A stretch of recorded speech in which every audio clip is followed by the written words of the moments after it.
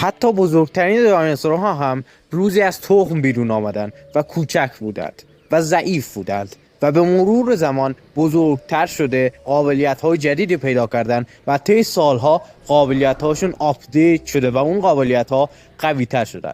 مثلا قدرت گاز گرفتن تیرکس کم کم بیشتر و بیشتر و بیشتر شده و هرچه که این حیوان بالغتر می شده فکش قوی تر می شده و قدرت گاز گرفتنش بیشتر می شده.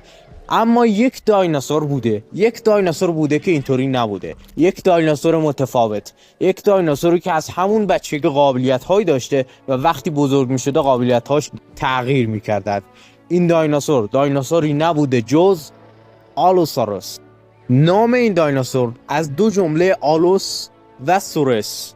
آلوس به معنای متفاوت و سورس به معنای خزنده یا مارمولک و معنی این دایناسور میشه مارمولک متفاوت، همونطور که این دایناسور از تمام دایناسورها متفاوته. این دایناسور در دوران جوراسیک رأس هرم غذایی بود و قوی ترین گوشتخوار اون زمان حساب می شده. این دایناسور توی اروپا پیدا شده، توی آفریقا پیدا شده و توی آمریکا هم پیدا شده و گونه هایی هم از اون که کوچکتر بودند در آسیا هم پیدا شدند. این نشون میده که این دایناسور چقدر موفق بوده که در جای جای کره پیدا شده، چون زمین در اون زمان یک ابرقاره بوده که اون ابرقاره به دو قسمت تقسیم میشه. ابرقاره پانگا به دو قسمت تقسیم میشه و این چیزی میشه که الان میبینید.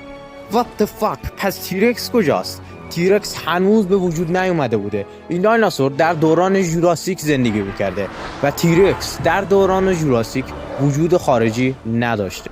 البته بعدها اثراتی از این دایناسور هم در تیرکس پیدا میشه، یعنی که این دایناسور یک جورای پدر بزرگ تیرکس هست، ولی از طرفی به صورت کامل گیگانتوسوروس، دایناسور گیگانتوسوروس نسخه آپگرید شده این دایناسور هست. یعنی گیگانتوسوروس در واقع همون آلوساروسی هست که پیشرفت کرده و بزرگتر شده و قوی‌تر شده، چون که این دایناسور وزن بسیار کمی داشته و سرعت بیشتری هم طبیعتاً داشته. این دایناسور در گونه‌های متفاوتی پیدا شده و از 6 متر تا 12.5 متر طول داشته، یعنی بزرگترین گونه‌ای که از این دایناسور پیدا شده. حتی از تیرکس هم طولش بیشتر بوده، البته وزن کمتری داشته. قدش هم به نسبت بزرگ بوده، 5 متر بوده قد این دایناسور. قد به شدت بزرگه نسبت به دایناسورهای گوشتخوار. مکانیزم بدنش هم بیشتر شبیه دایناسورهای دو پا بوده، یعنی تیرکس، اسپاینوساوروس، گیگانتوسوروس و دیگر دایناسورهایی که روی دو پا راه میرن و طبیعتا پاهاشون قوی تره و دست‌های ضعیف‌تری دارن، هرچند که این دایناسور دست‌هاش نسبت به تیرکس به شدت قوی تر بوده و از دست‌هاش برای بلند شدن از زمین مثل تیرکس استفاده نمی‌کرده. از دست‌هاش برای حمل طعمه‌ها و حمل شکارش استفاده میکرده که حالا با دهنش اون شکار رو میگرفته و با دستهاش هم اونو قلاب میکرده، توش فشار میداده با اون انگشتان تیغ ماننده که داشته مثل رپتورها و حرکت میکرده به سمت لونش تا حالا به اون تولهاش غذا بده، به اون نوزاداش غذایی بده، چیزی بده یا غذاش رو ببره سمت اون گروهی که داشته، چون این دایناسورها گروهی زندگی میکردند. اوکی، یعنی چند تا دایناسور بودن و معمولا شکارهای خیلی بزرگشون رو، چون شکارهای زیادی داشته این دایناسور، سوروپات ها بودن، اوستگوسوروس ها بودن، اونیتوپود ها بودن. عکس اونیتوپود ها رو هم رو صفحه میبینید. این دایناسورهای خیلی گنده بودن که یه فیلم هم اتفاقا دیزنی ازش ساخت.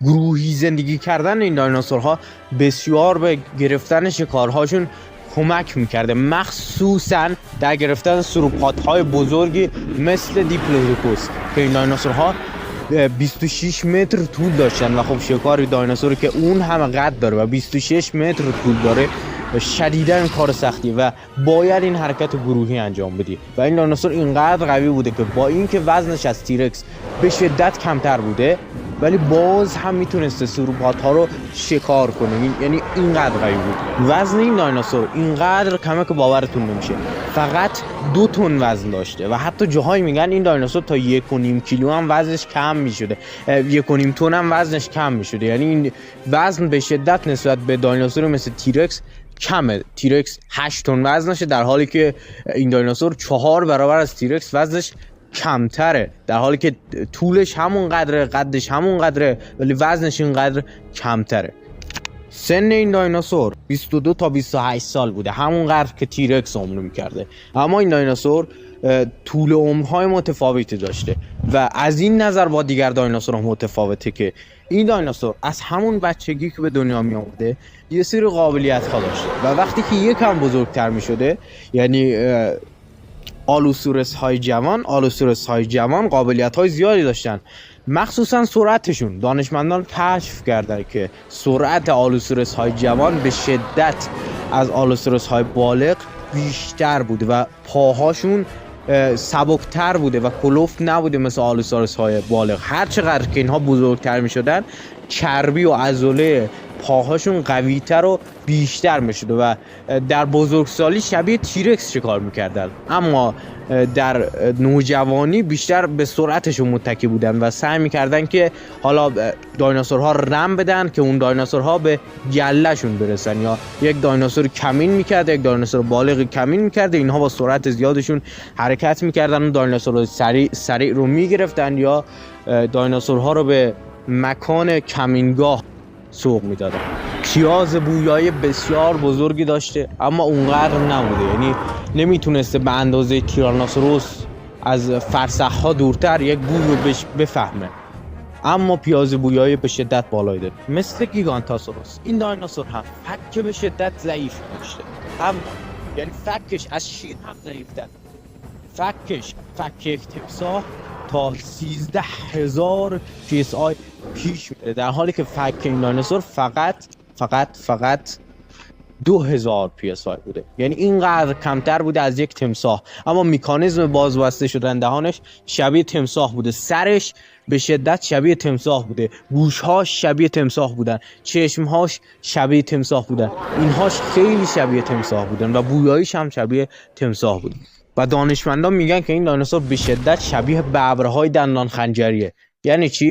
دهانش خیلی باز می شده، اما اینو کشف کردن که اینها به هیچ عنوان یک دندان خنجری نداشتن، بلکه دندانهای 14 سانتی داشتن که این دندانها مثل دندانهای گیگانتاسوروس به شدت تیز بودن و نکته‌ای که داشتن این بوده که این دندانها رو خم بودن، یعنی وقتی که این دندانها رو فرو می‌کردن دیگه اینها به این راحتی در نمی اومدن، مثل دندانهای تیرکس نبودن.